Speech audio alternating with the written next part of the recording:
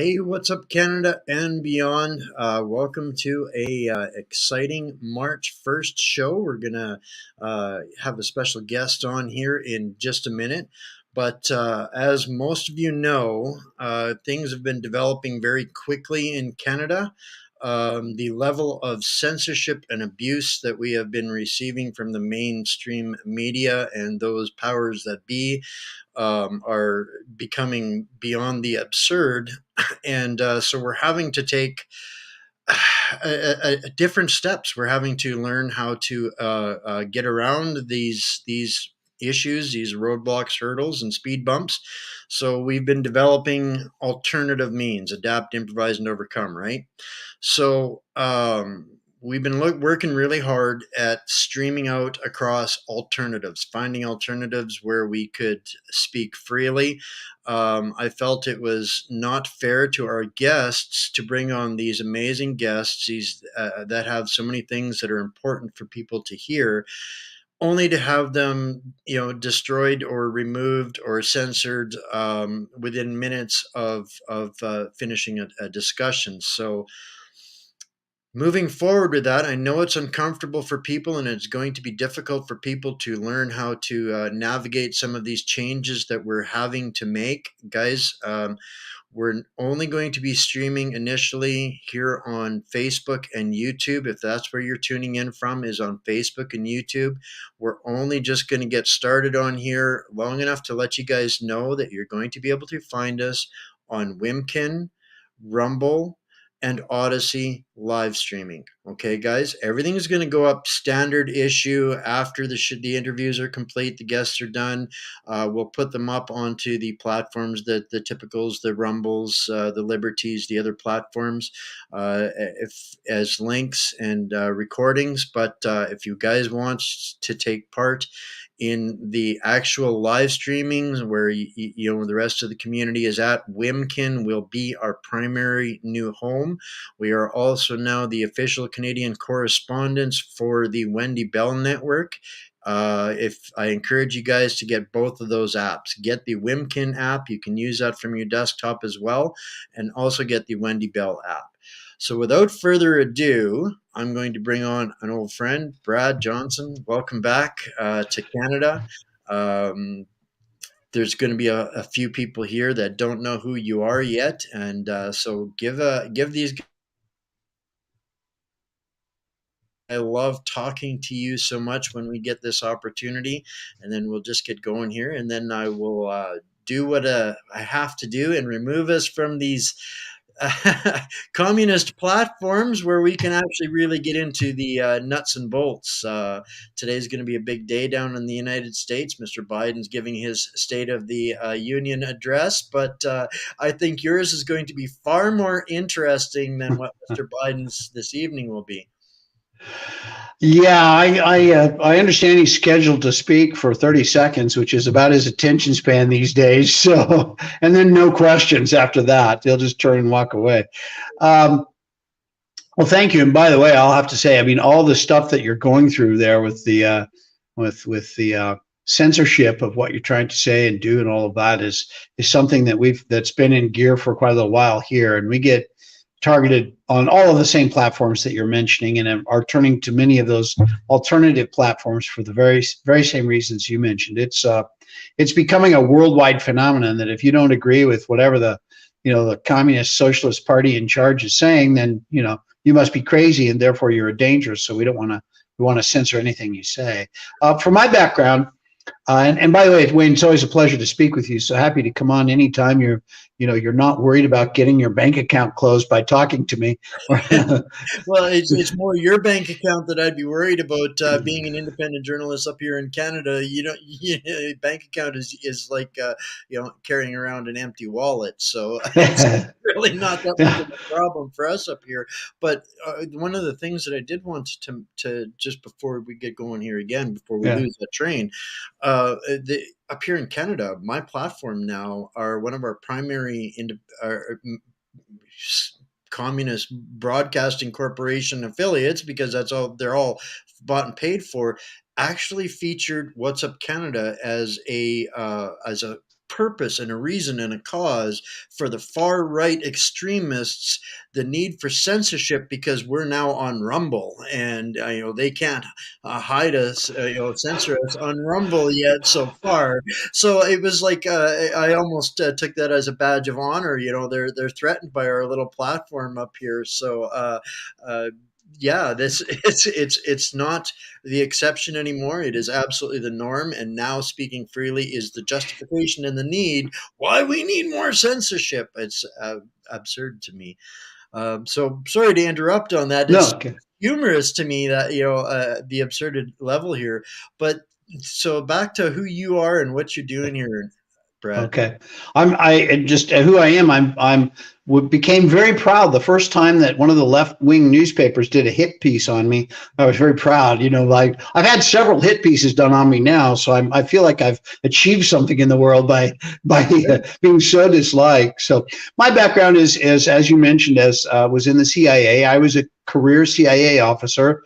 I was in what was then known as the operations division. Operations are where the espionage takes place. So anything having to do with espionage and covert action, pretty much anything that exists in those fields are things that I've been involved with many, many, many times for decades and decades, and just was very successful at it. It was something that I was just found kind of natural to do. So enjoyed the work along the way, and got to be a chief of station, and I was chief of station multiple times in different places. And chief of station is the head of office for the CIA in any given country. So each country where there is a station, which is a CIA office, there is a chief of station or a chief of base, perhaps. The country will have one station, one chief of station, but there could be various bases, and the chief of base would be underneath the chief of station. So that's in a very brief nutshell, the organization. So that's kind of originally the way the CIA's authorities were written and the way things were organized. Most people don't realize this, but the rank and file of the CIA originally came out of the Navy following World War II.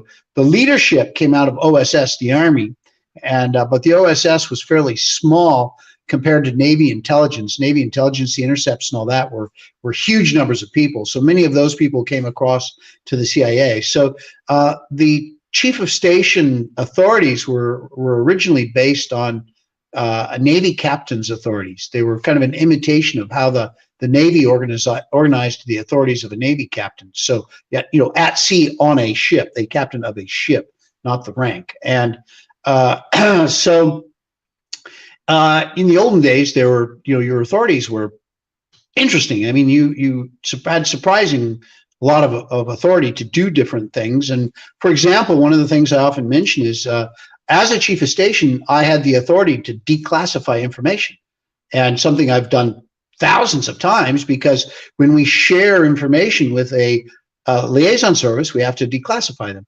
So that, it gets discussed. It doesn't happen in a vacuum, but that is under the chief of station authorities to do that. Now, that has all evolved and changed. The CIA has become bureaucratized, so all of those authorities are gone, and now a chief of station is a much lesser creature than it used to be. You don't have the responsibilities. You're told what to do, and you're a mouthpiece in this day and age. So it's greatly reduced. But in my day, it was still a big deal, and so kind of proud of the achievement. But since then, I've retired, and I've founded Americans for Intelligence Reform.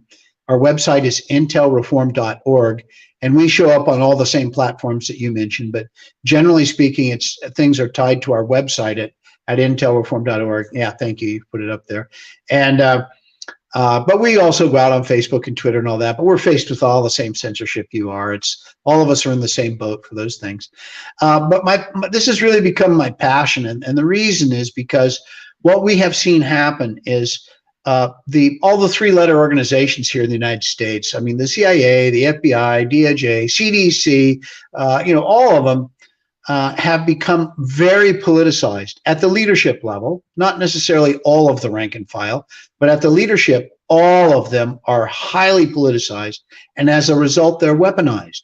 And so we've seen the just runaway political corruption that now exists in the United States, where you had the CIA, DOJ, and FBI joined forces to get a completely bogus FISA warrant on then a candidate Trump, which they renewed 3 times, which was completely bogus, and spy on the president of the United States. And they did it because he was the opposition party. And so this, Brad, is where I think we need to take a little pause here no, and, all right. and dump a couple of these CCP stations here. So this, guys, was what I was talking about. When we're going to get into the nuts and bolts and stuff that's going to just get us censored, I've got to take us off of the Facebook platforms, guys. So please find us for the rest of this over on WIMKIN, or catch up to them on the websites or the other platforms where it can live. So my apologies for those that have to learn something new, guys, but this is the nature of the beast. So I'll just pop a couple of these off. And all right. So now, the FISA warrants, all of this absurdity, the politicization and the corruption. We are faced with a system that is more activist than political, I believe, at this point. And it's, I think, on the broad ends of the field here, it's got us on the precipice of a world war.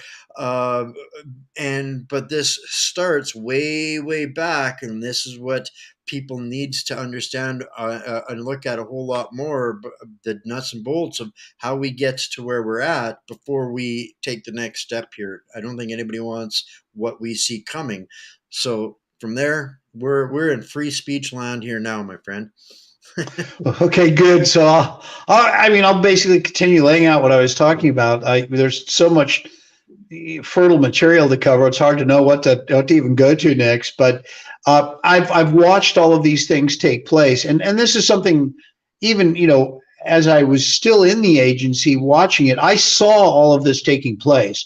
I saw all of what we've been faced with during Trump years and all of this. I saw coming. So I was easily able to go back and found it's a nonprofit, Americans for Intelligence Reform. It's a nonprofit, and my goal is to make the CIA and the intelligence community as a whole strong and more capable. There was a time not all that long ago where the CIA by itself could go toe to toe on intelligence issues with the entire world at the same time.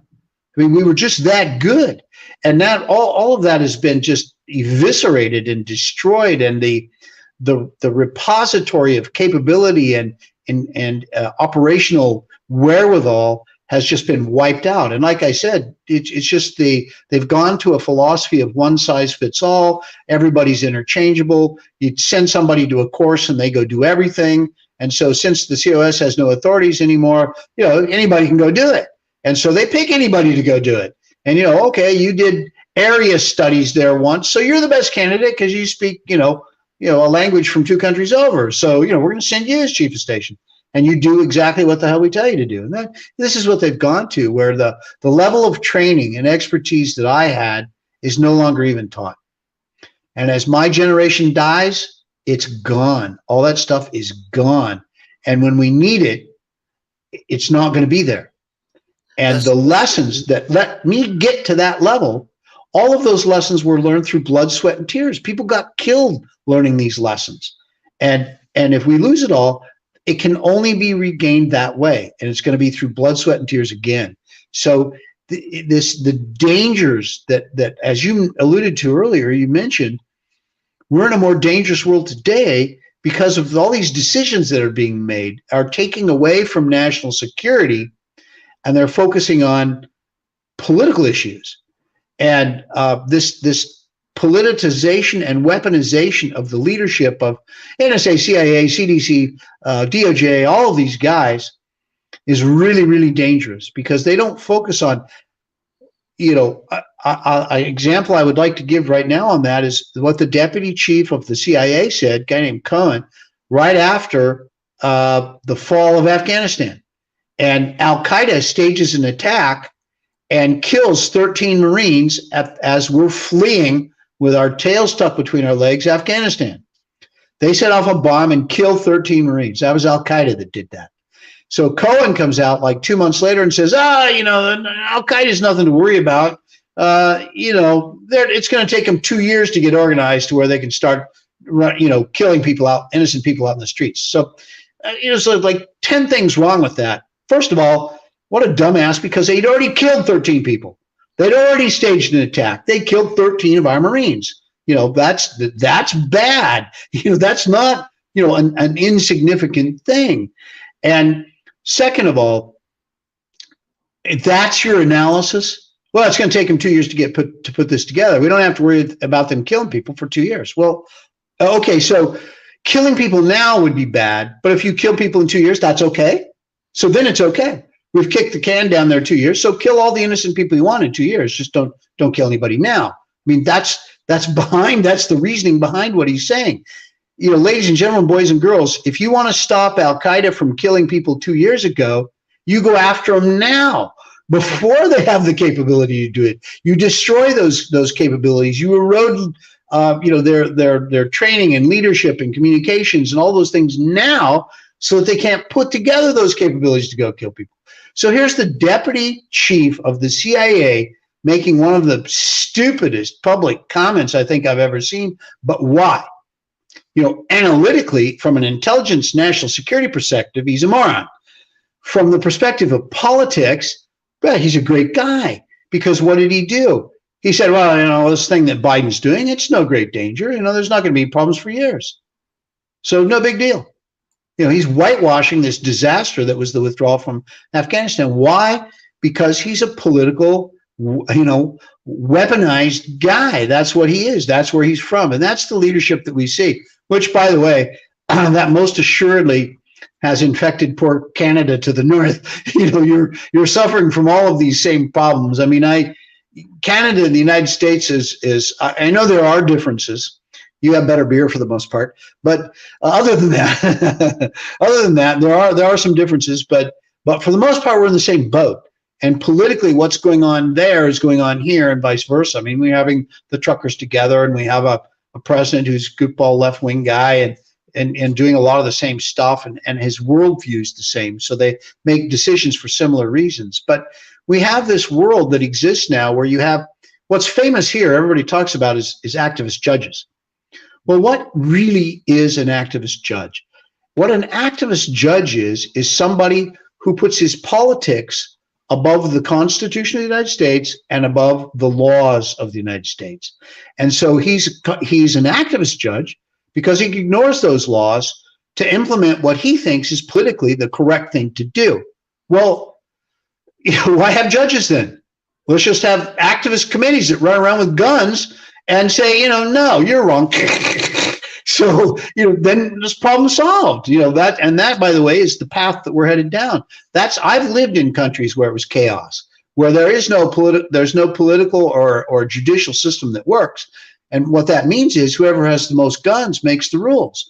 You do business with them, you do exactly what they told you to do for exactly the price they told you to do, or they will kill you. And they want to kill people because that sets the tone. That lets everybody else know, see what happens if you screw up. So that's where this all leads. This has got to be stopped. Just got to be stopped. But also, let me give another little example, and this is the United States. Same stuff is going on in Canada for this. What we have seen, for example, is Department of Homeland Security. They publicize it, so it's easy for me to talk about because it's all public information. But everybody else is doing the same thing too, all of them. They have a big pot of money that's called counterterrorism money. And so they're supposed to fight. Traditionally, what have they been doing? They've been looking at Al Qaeda and ISIS and these sorts of folks trying to fight terrorism. Doing what they should be doing is what I just said a minute ago, going after Al Qaeda now so they don't start killing innocent people in 2 years. But that's not what they're doing. So what they're doing is they're transferring all that money within the counterterrorism budget from Al Qaeda and ISIS, which they don't really work on anymore, right? Dumbass, can you say dumbass? And so what they're doing now is they're focusing on domestic terrorism. Well, what is domestic terrorism? These are activist DHS leadership, activists whose politics are first, not national security. And so they're focusing on conservative groups because that is the political opposition. Now, there is not one conservative group out there that as an organization calls for violence to overthrow the government, or violence to make a political point, or the murder of innocent people to make a political point. There is not one anywhere. There may be twisted individuals who are sick, but as organizations, they do not exist. There aren't any. But on the left here in the United States, you've got Black Lives Matter marching down the street saying, what do we want? Dead cops. When do we want it now? And what have we had? We've had more assassinations, the murder, the setup and assassination and murder of cops over the past 2 years than we've had for any period of time ever. It's at record levels of assassination of cops. We have. That's the group that our prime minister takes a knee for and endorses publicly while he's denouncing the working class as Nazis here in Canada. What these guys have done, and I've been talking about this a lot on American radio in the last couple of weeks, people are starting to wake up down there as to what's really going on in Canada as far as this guy Trudeau. But they're still only seeing the surface of it. This is kind of the result. This is not where it's all coming from. These guys on the left, the Bidens and the Trudeaus, have shifted politics, and we're no longer a left versus right political reality. But this is what they've got us debating: is this left versus right, and it's actually top versus bottom. So these left, what traditionally was the left, are now no longer fighting for the left.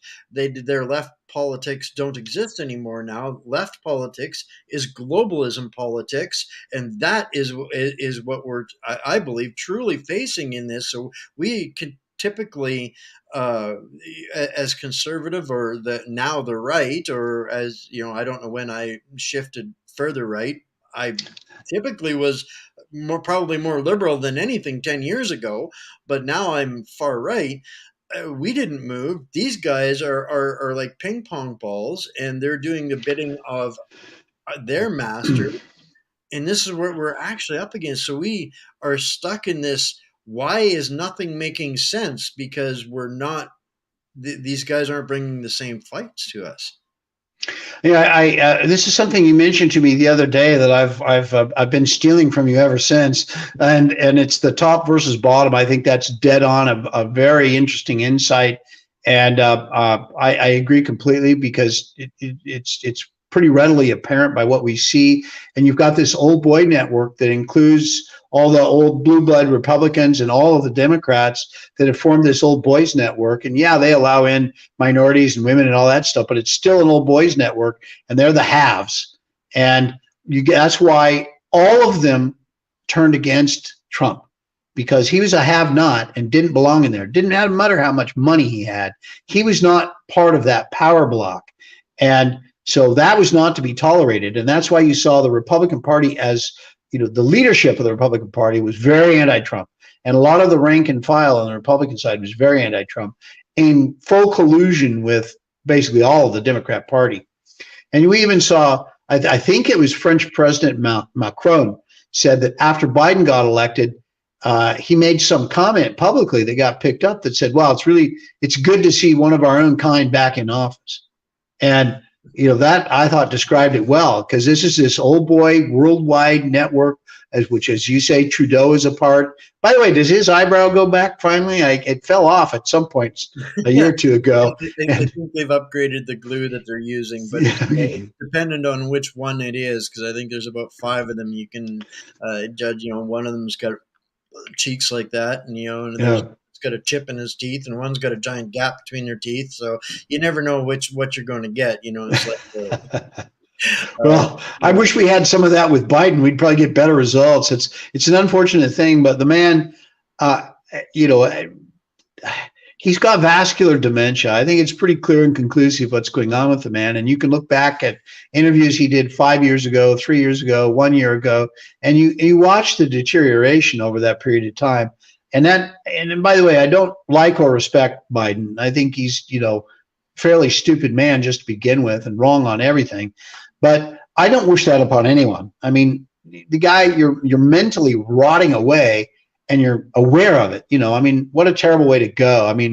I'd rather have him die clean and peacefully in his bed than rotting away slowly like this. But nevertheless, that's who we've got in office. It's a real problem because we're seeing these situations. I'm sure we'll get to Ukraine later, but we just don't have leadership in the world anymore. Nobody's in a position to kind of stand up and take leadership, and we're never going to get that out of Biden. And oh my God, the vice president. I mean, that's worse. That's worse than not having leadership. The whole thing is a giant charade at this point, and what my biggest message to Americans is seeing what's happening in Canada is a 10% scale model of what is coming to you guys. Literally, yeah. By the numbers, it's a 10% scale model, and the impacts already of what's happening in Canada are already deeply entrenched in the States, and it's maybe not readily apparent, but we're seeing, and until now, more of it is coming to light. We're seeing examples where the implications of what Trudeau does in Canada affects America in a huge way. In the case, just one small example with this seizure and extermination, basically, of anybody that supported the trucker convoy in Canada through their funding events. So now they've reached out to anybody that supported them. They're now a criminal. They're deemed as a terrorist. Anybody in the States that does business with somebody that supported them is having their privileges revoked because they are, they're. Do you want to be caught doing business with somebody that supported those Nazi truck drivers?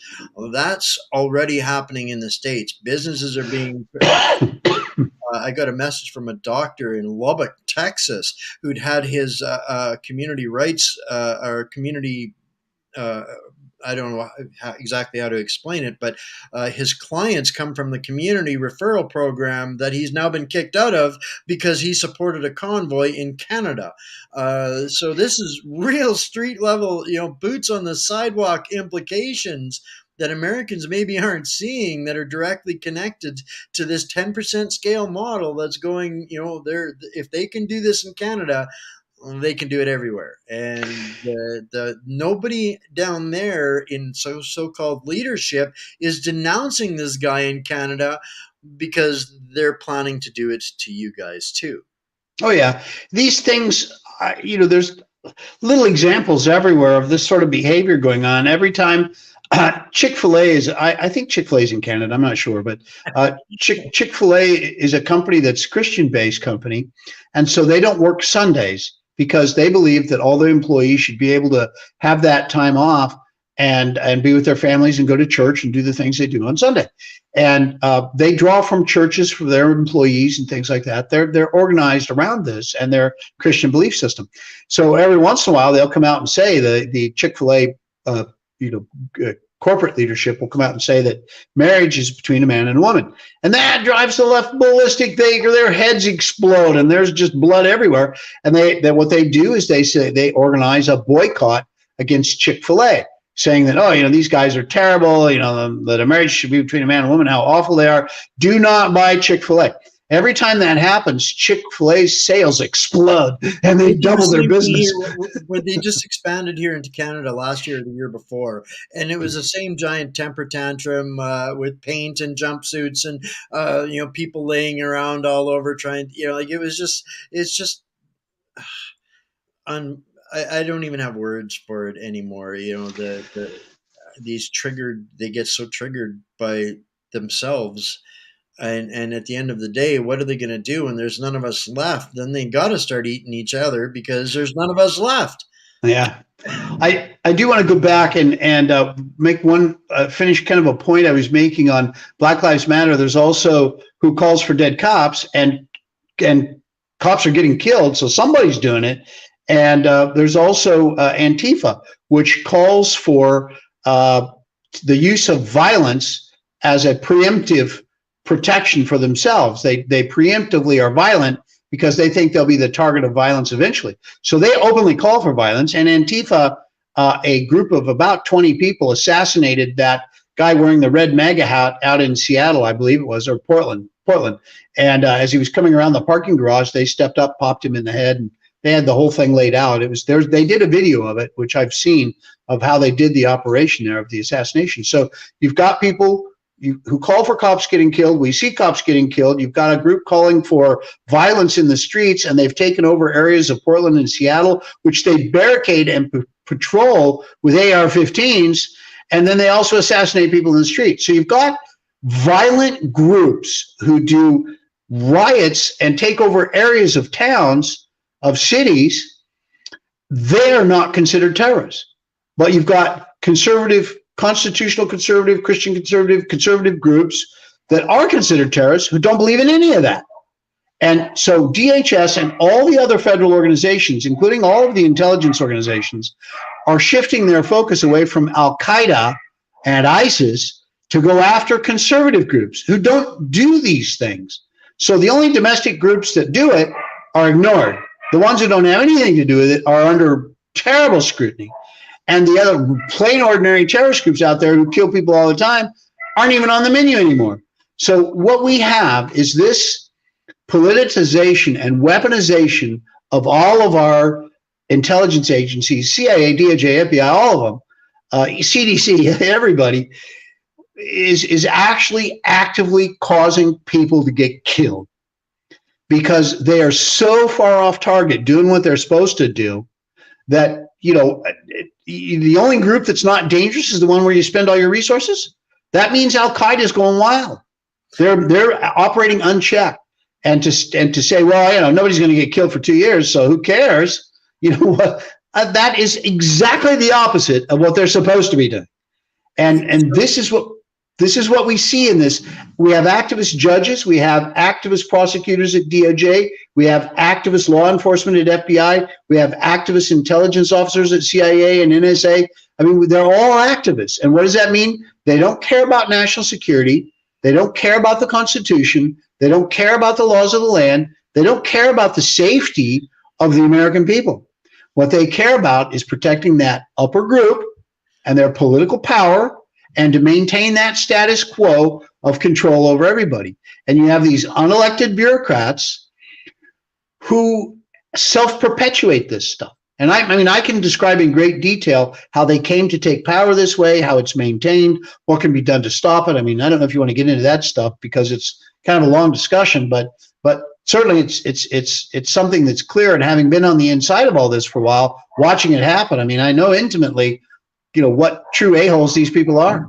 I think we may have to set aside some time so we can specifically, dig into some nuts and bolts of some of those things, because I know this is very, very complex and it's hard to break things down into digestible bits for people. And this is what we try to do for the most part for folks, and then provide them opportunity to get more of that in-depth information.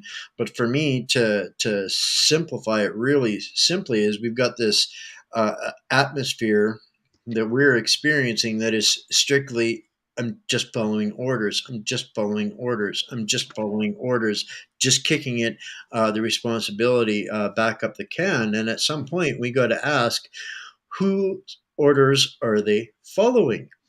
And my conclusion on that so far is at some point, every step through all of these activist law enforcement, activist intelligence agencies, judiciary, politics, big business, they all ultimately come back to taking orders from the World Economic Forum or some placed operative in that regime, because it's literally an international regime that is dictating the orders of, sooner or later down the road, almost every nation that is being intentionally destabilized.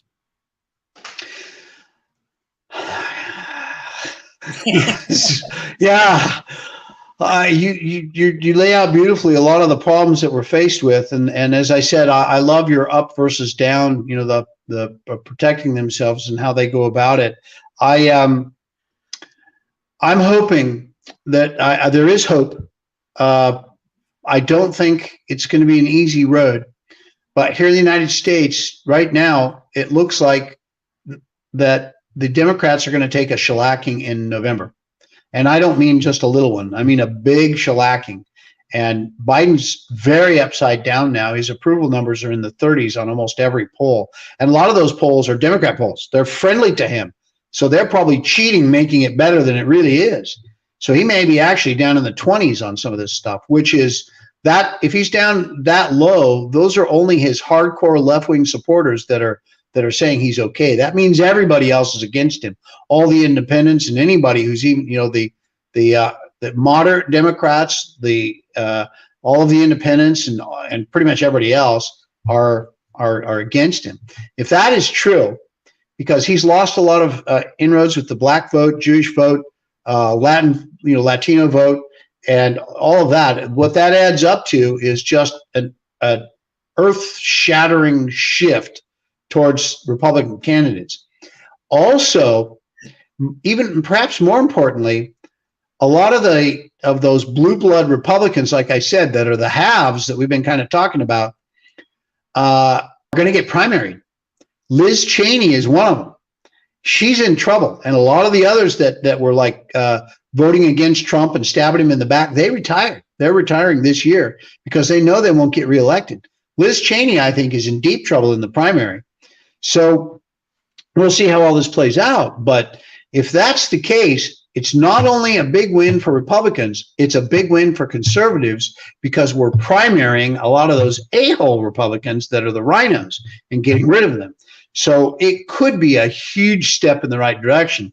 That would make the Biden administration a complete lame duck. He would only have executive orders, which the Congress can make laws against a lot of those too.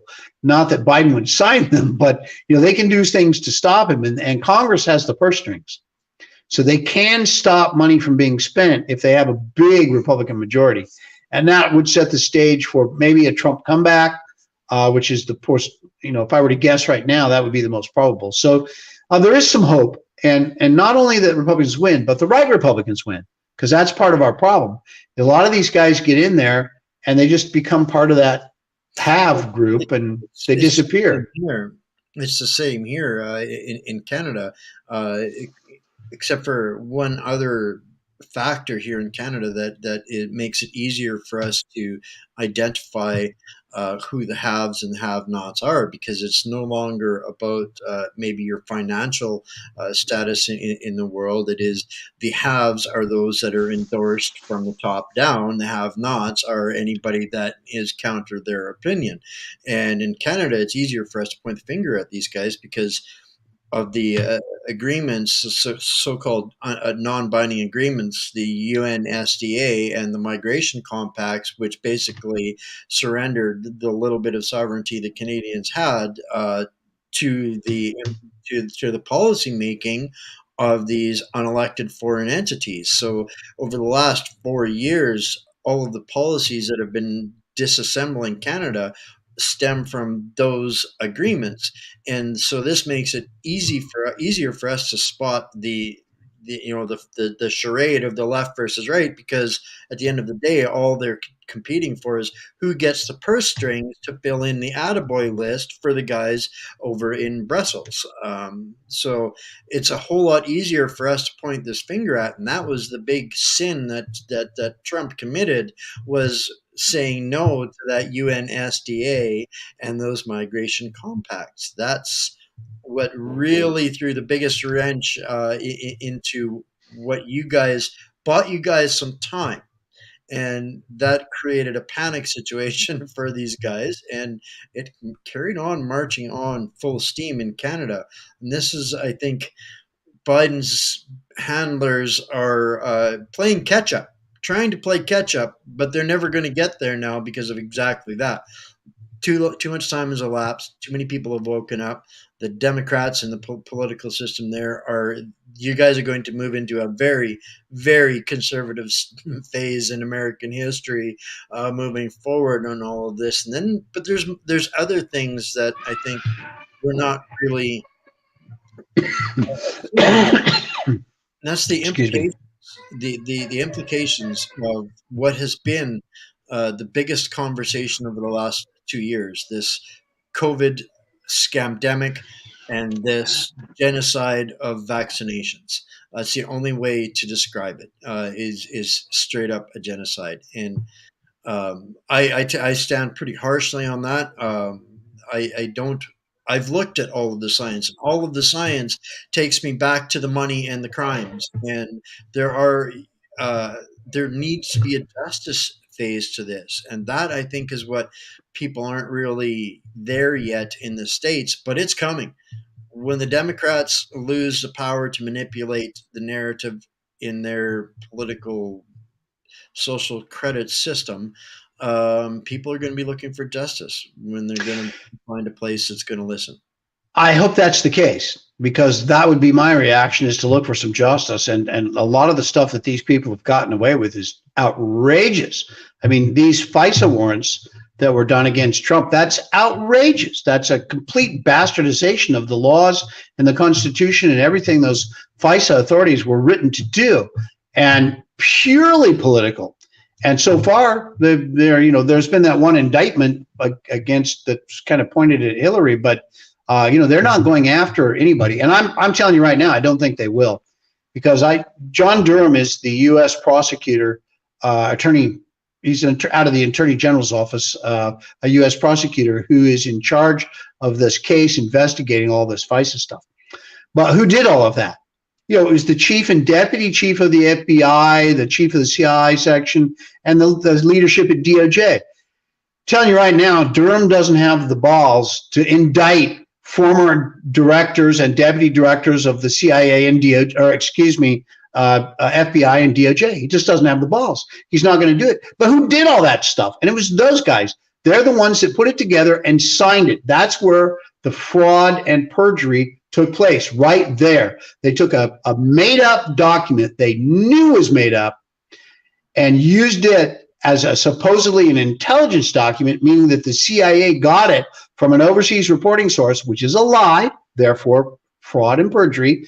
They signed attesting to it being true as an intelligence document, and therefore that was the excuse to associate Trump with Russia and be able to surveil him, is the correct term, but spy on him. And they got the original and 3 renewals, and a whole bunch of those guys signed it. And because they were shifting around, and every single one of those guys is guilty. And I'm sure they'll, if they had to, they would say, "Oh, I was following orders," like you said. Which, by the way, that worked for the lion's share of the Nazis. If it works for a Nazi, it ought to work for any Democrat. And so this is where we find ourselves, and they're not going after those guys. I don't think Durham's investigating it. When Bill Barr was the Attorney General, U.S. Attorney General under Trump, when he left office, he said, "Don't expect anything like that. It's not going to happen." And I take him at face value. I mean, I'm not an admirer of his at all. I think he screwed over Trump, but I think there he was telling the truth. Durham's not going after that. Don't expect any of that to happen. Well, why not? They broke the freaking law. Are they above the law? They shouldn't be. Indict those assholes. If they think they're above the law, they're the perfect guy to put in jail, and let them be Bubba's bitch for a while, so that people see that you pull that crap, and when you're in charge, you're going to go to jail for it. That's the only way to stop it. And until that day of justice that you referred to starts happening, we're not going to see it. But if it doesn't take place at leadership, what are you going to do? You're going to slap a couple, little hirelings at very low levels on the wrist.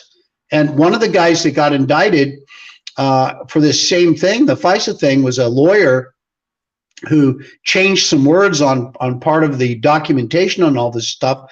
And so he got convicted and was put on probation for 5 years and lost his law license to practice law in DC for 5 years, something like that. And after a year, he was reinstated. He's already reinstated, and he hasn't even finished his probation. See, and it's exactly this kind of stuff that people can't have a hard time putting the threads together to understand. This is exactly why we're in this international precipice right now.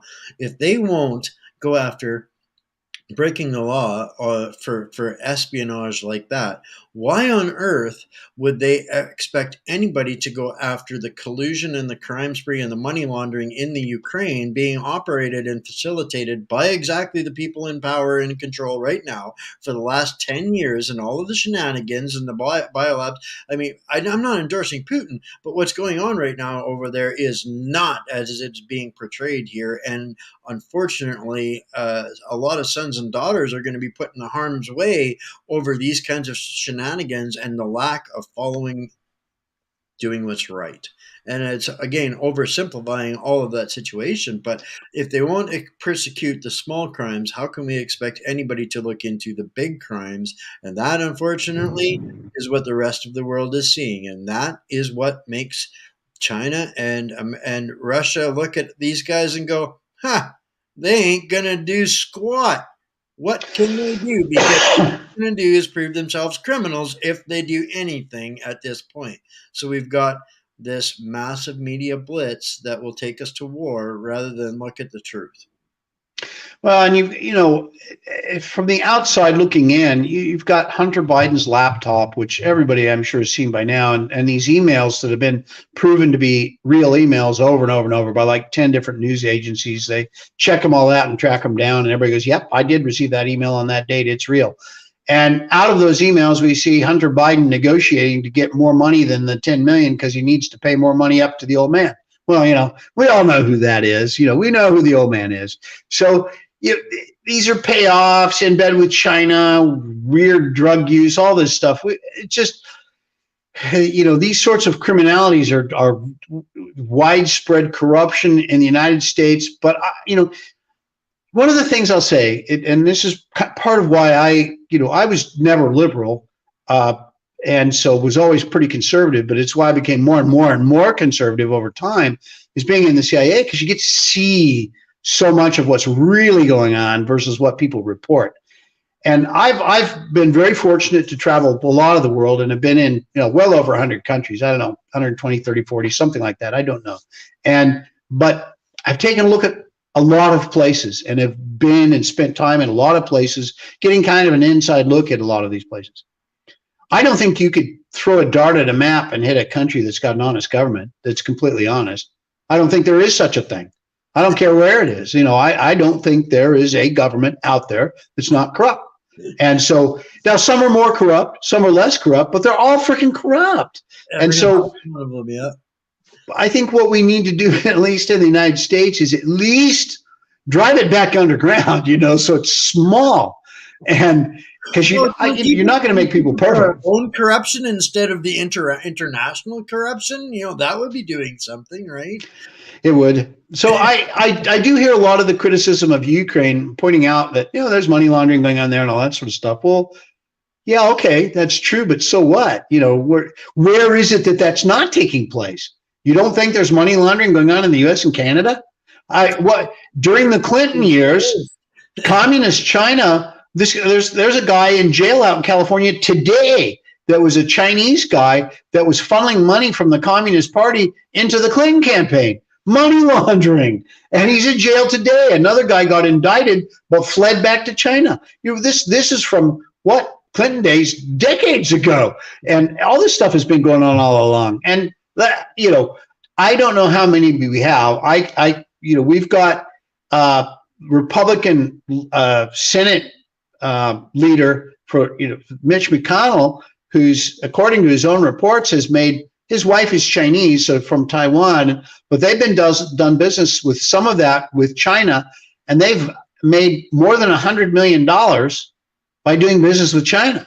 You've got Dianne Feinstein, who, and I haven't looked at her financial reports, they have to do them every year, but she and her husband have amassed something like $400 or $500 million. Most of that, the majority of it, was from doing business with China. They're buying their way in so many ways. And, I'm telling you right now, Dianne Feinstein, I've never met her husband, never seen him speak, don't know him.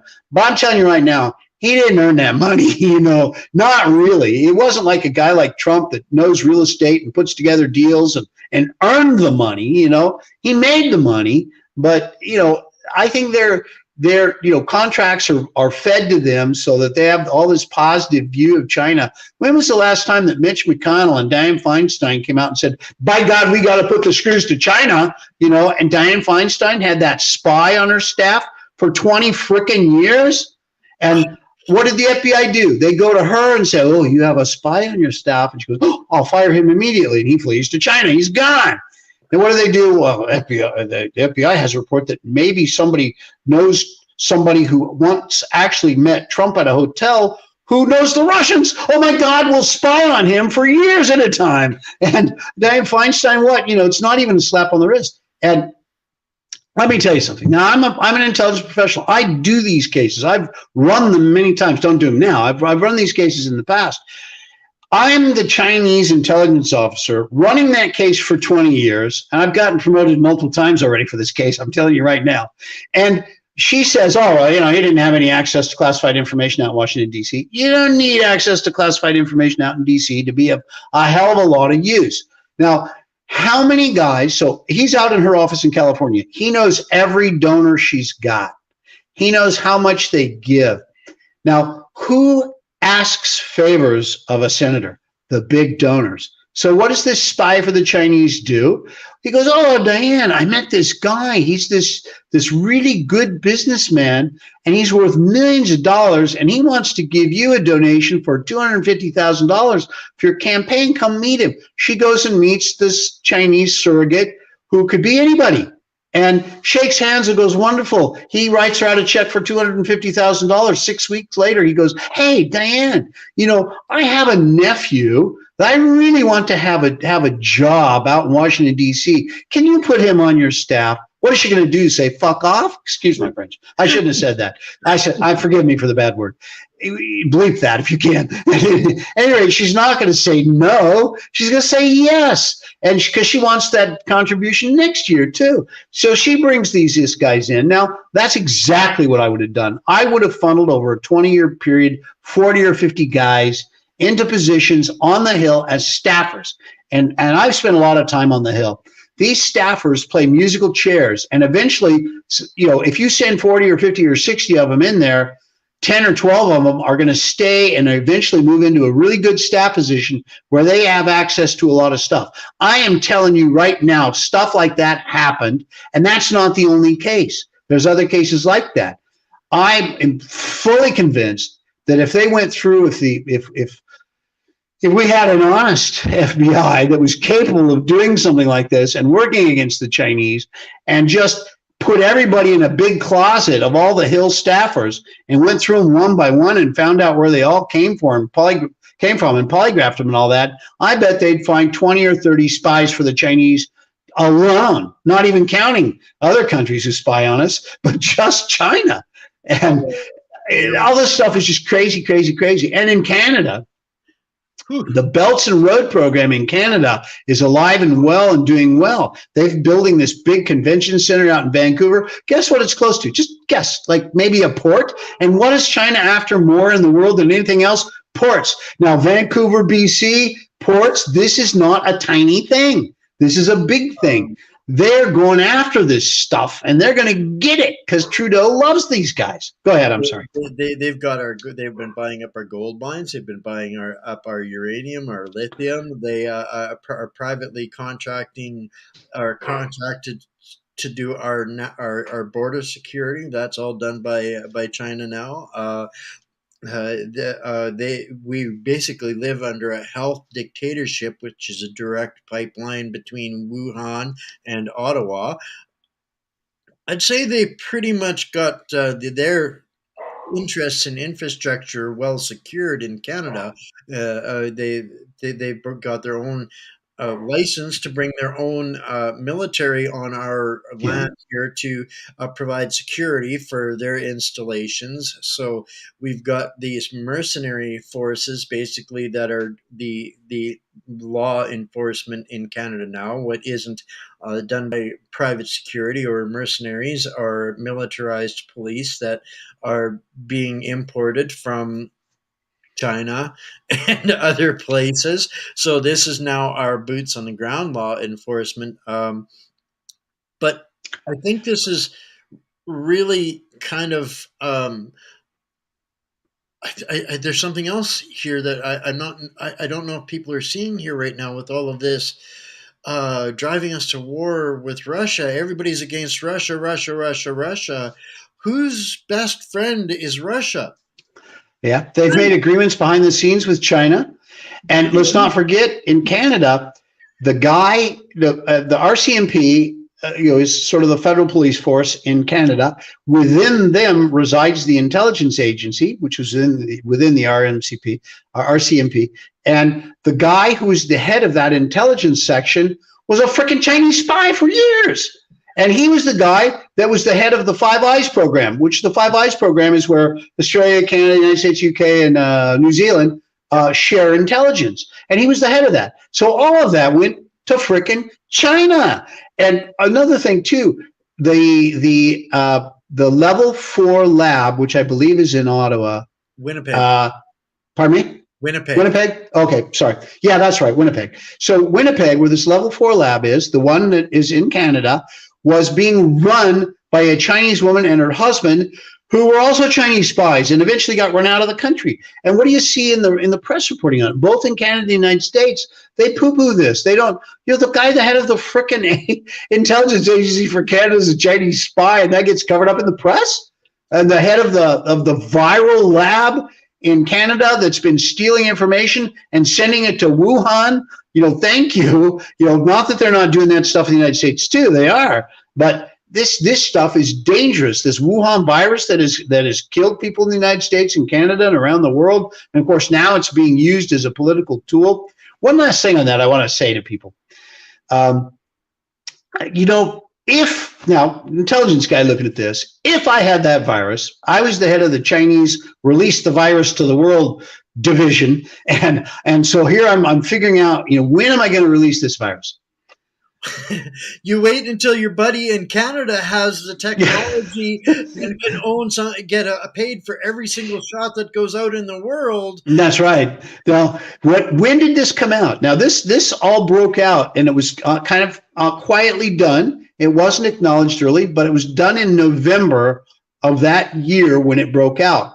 Well, what happens on the heels of that? Chinese New Year's. What happens in Chinese New Year's?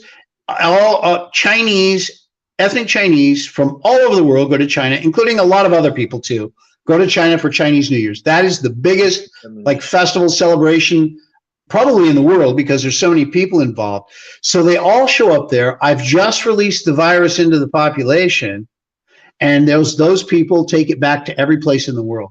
And those countries that have those most connections back, like Italy, has tremendous connections back there. Who are these countries that had the worst COVID problems? Those very same countries. So if I was going to do it on purpose, that is exactly when I would have done it. Exactly that way. Now, that's not proof. I would call it evidence, but it's not proof that the Chinese released Wuhan virus on purpose. But it makes me awfully suspicious. It could have been an accident. It could have been pure coincidence. All that's possible. But now also we have the way that the world governments have all used the COVID vaccine and the COVID virus to take greater control of the populations without laws to back it up. They just do it. And some of this stuff, I think if it had not been for COVID going on and the extreme authorities that the government created for itself out of thin air without legislation, if it had not been for that, I don't think you would have seen the stuff go on in Canada even, and things in the United States, but I don't think you would have seen this stuff go on in Canada like they were doing with the truckers, like where they were arresting people for honking their horn because they support the truckers, or basically, closing down their bank accounts and confiscating money and holding on to it and stuff like that. I don't think we would have seen those things specifically in Canada, but also in the United States, because these COVID authorities that they've given themselves encourage them to do more. And I'll tell you what's coming on the heels of all this stuff. As soon as all these COVID authorities are gone and behind us and they're wearing off and they're not being able to do the stuff they used to do, they're going to do the same things with global warming. They're going to use global warming to say, oh, it's an extraordinary threat. We're all going to die in 10 years. You notice everybody's going to die every 10 years for the last 60 or 70 years. Every 10 years, we're going to die. And Carl Sagan, I don't know if anyone remembers him. He died like 35 years ago. He was saying all this same crap. We're all going to be dead in 10 years, and now he's been dead for 30 or 40 years, and we're still here. We haven't died. There's no global warming of, we're not sweating. So it's all the same stuff, but that's going to be next. That's going to be the next excuse to give extraordinary powers. You already see them talking about it, and the things that the EU is talking about, and in Brussels, as you mentioned, those things, and they're doing things like in the EU now, they control the size of the motor on a vacuum cleaner because it has to be a smaller motor, so you're not, you're destroying the earth. Yeah. The motor on a vacuum cleaner. That's where the EU spends its time. I mean, what useless a-holes. I mean, wish we could just magically erase them all. This is their you will own nothing and be happy, because they will control every single little thing, so we don't have to worry about anything. So Yeah.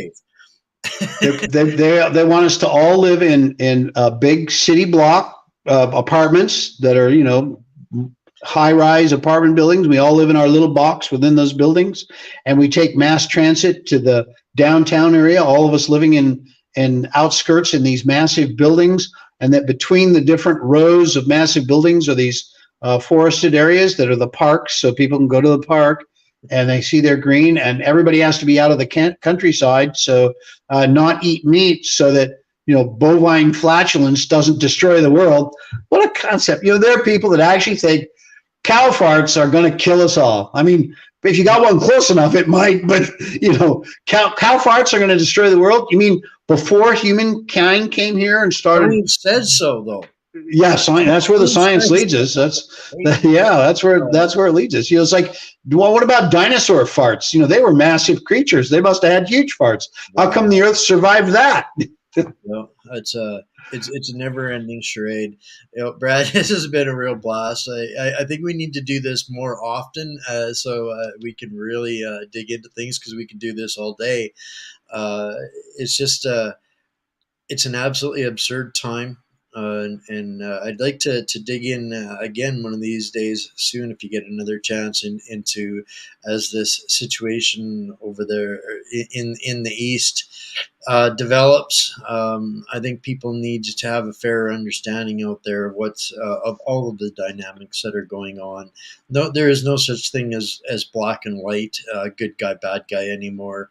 The things that I think, I feel, and it's difficult for you to take the stance that I do, being the independent journalist. I don't have the parameters of expertise or job value or position to be concerned with. I just look at the blood and the guts and describe it as such. But there's more at play here, going on here, and we're not done with these scamdemics. I think there's more coming. I agree with you, and I was listening one time to a black woman who called in on a conservative radio show, and the guy whose show it was asked this lady a question about, well, they always, if you do anything about it, everybody calls you racist, and she said, well, they only say that you're racist because that works. I mean, that describes the whole system. They do anything and everything, and whatever works, they just keep doing it over and over and over until it wears it out, and they have to come up with the next thing. She described it so well. But yes, and by the way, we didn't even really get into the mess in Ukraine, and we could do a whole show just on that. It's there. A lot of those things that are going on behind the scenes are absolutely incredible, and I would have to say that almost all of the press coverage that we see coming out of mainstream media and even Fox News and things like that are just flat wrong. It's hysterics, and they want to get everybody spun up because it sells more advertising time at a higher price. They're making money out of this thing, and so it's in their self-interest to hype all this up. So it's a mess, but we'll need at least another hour to go over all that. I agree, and I've got a friend over there. Initially, he was an American, but he's been he took his bosses to task in law enforcement in America and now lives in Russia. So that kind of tells you how how it went for him. Yeah. But he's been very active, boots on the ground over there in a lot of capacities for a few years now. And so I had a chance to get him on a show here just a couple of days ago, and it's such a different flavor of information hearing it from somebody there, from some of the folks that are boots on the ground there.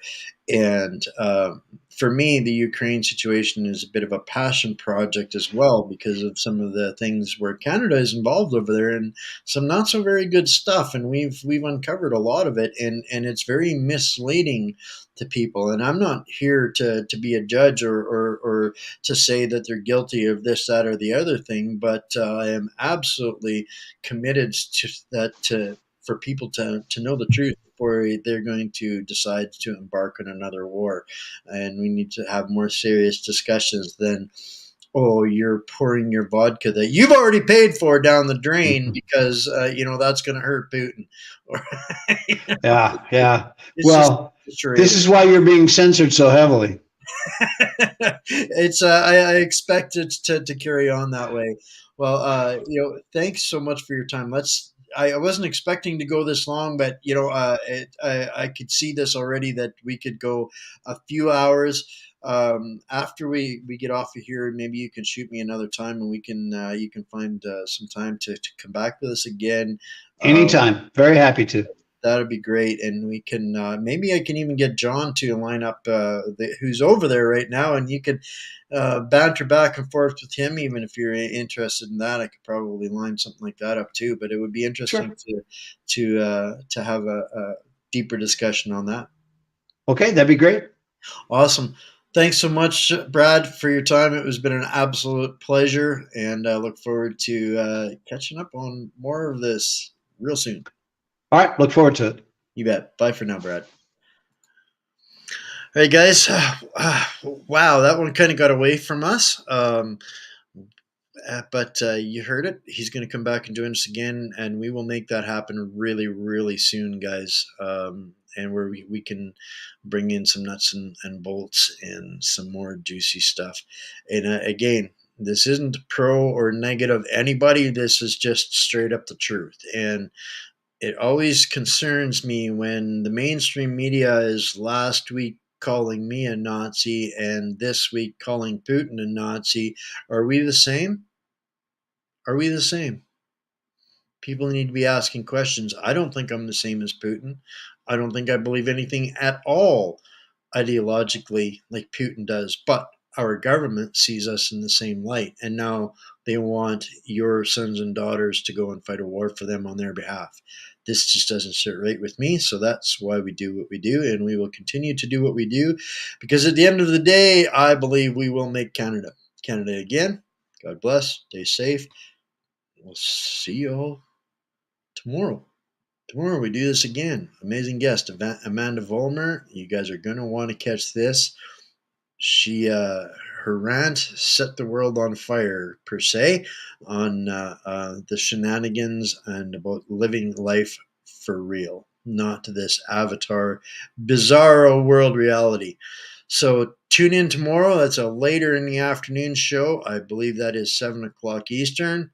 It's already been posted, but we'll catch you all there tomorrow. And for those of you that haven't caught us on Wimkin yet, get us over on Wimkin. That's where it's going to be our new home.